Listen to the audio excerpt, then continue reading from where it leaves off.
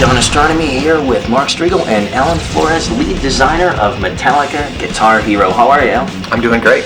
Alan, I wanted to ask you about the idea for this game. Is this something that you guys approached Metallica, or were they approaching you? Because I know a lot of bands actually want to get involved with Guitar Hero. It kind of started off that we did Guitar Hero 3, which is a big hit, and then we made Guitar Hero Aerosmith, which is a game based off of Aerosmith, and then Metallica saw that. Someone brought it to their attention. I don't know if it was somebody from Activision or something. So they saw what we could do, and they really wanted to make a game based on them. So it just kind of started from there. Now, I heard that both Lars and James, their kids, were big fans of Guitar Hero, and the band thought it was great that they were exposed to old groups like Deep Purple through Guitar Hero. Yeah, I think the way that Lars told the story is he said that his kids, they went to his ex-wife's place and they were playing Guitar Hero, and they came back and then his kid was asking about Glenn Danzig. He's like, Danzig's my favorite, and he's singing Mother, and he's like, how do you know who Glenn Danzig is? Where did that happen? And of course he was exposed to Guitar Hero too, which is a great tool of the game, just exposing people to this cool new music. Well, new music to them. What were some of the initial meetings like when you sat down with the guys at Metallica to talk about the game? Did they have a specific idea about what they wanted, or were you guys kind of throwing suggestions at them? Yeah, they seem to have some pretty strong ideas about stuff. One of the things that James Hetfield said that he really wanted is he didn't want to do like the Aerosmith thing, where it's like a behind the music kind of chronological thing. They didn't want to do that. They wanted to try and do something different. So he came up with this story idea that was basically they were touring in Europe, and there were these guys in a beat-up band that were following the band everywhere they went, and they wound up hanging out with a crew, and the crew was feeding them, and then finally Metallica let them open for them at the end of their tour. So the story of the game is based loosely on that, where you're a band who goes and sees Metallica, and you're totally inspired by Metallica. You start your own band, and then you get to play with them. And one thing that's really cool is this is not just specifically Metallica music.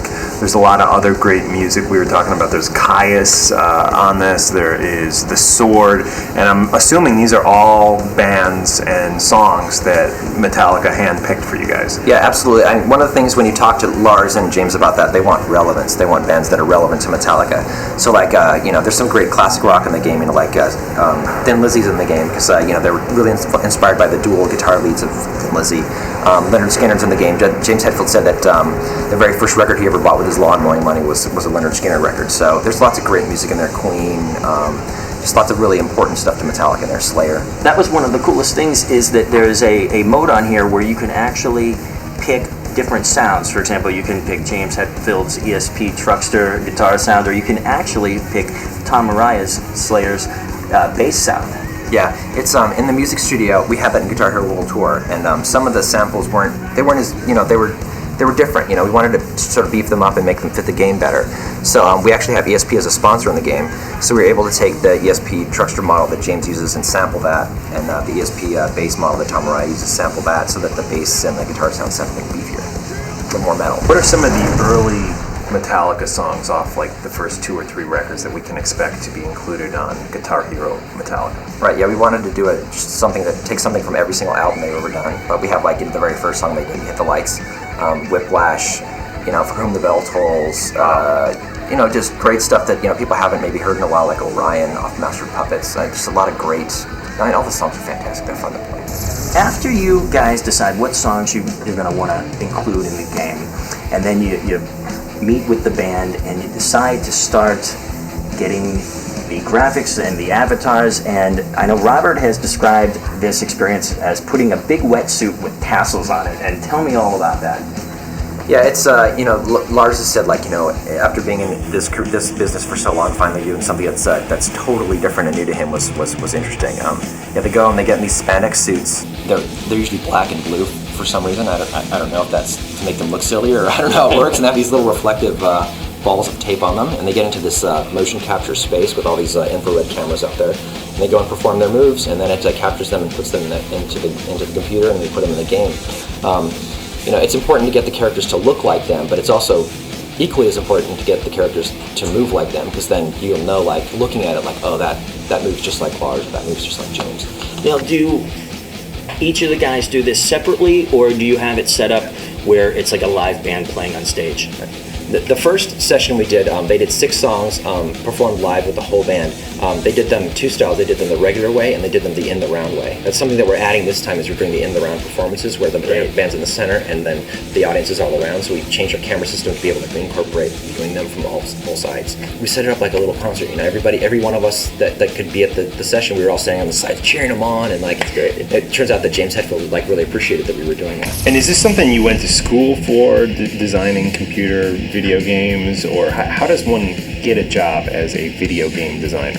Yeah, my path towards video game designer is really not a very straight path. I have a bachelor's degree in physics, which is totally useless for getting a job anywhere else. But I just had an interest in it, and I picked up a 3D program and used it a lot. Got a job as a 3D artist, and that led towards building levels and becoming a designer.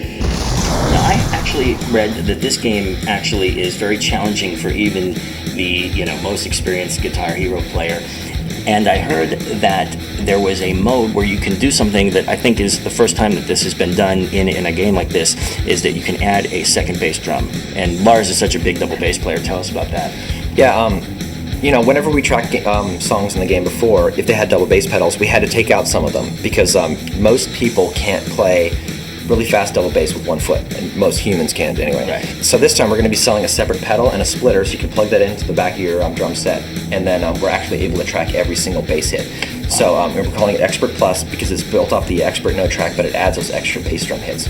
So now if you want to play Slayer, if you want to play Metallica, the way that they're played with those crazy double bass drums, now you can do it in the game. And you've worked on the other Guitar Hero games too, right? Yeah, Guitar Hero 3, Guitar Hero Aerosmith, Guitar Hero World Tour. How was it working with Aerosmith? Oh, it was fantastic. Those guys are, man, they're a lot of fun. Steven Tyler, that guy's he's performing all the time. Like I had some surreal experiences where he's talking to you, blah blah blah blah, then dream home, just starts singing to you. There was one point where I was standing next to him, and then he puts his arm around me, and then he's singing to me, and he's tugging on my face like I'm Joe Perry. I'm like, oh wow, that's really weird. Yeah. As a rock fan and a musician, how cool is it that you're designing video games and working with some of the greatest ever bands?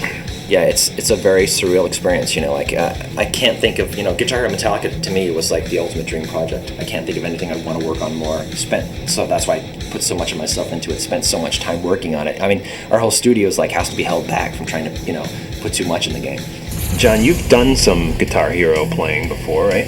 Yeah, I actually was in a Guitar Hero contest in Las Vegas. I did not win, but it was really cool. Well, we'd love to check out some of the actual game and give it a test drive. Yeah.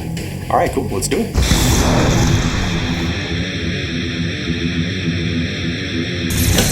I'm your life. I'm the one who takes you there. Hey, I'm your life. I'm the one who cares.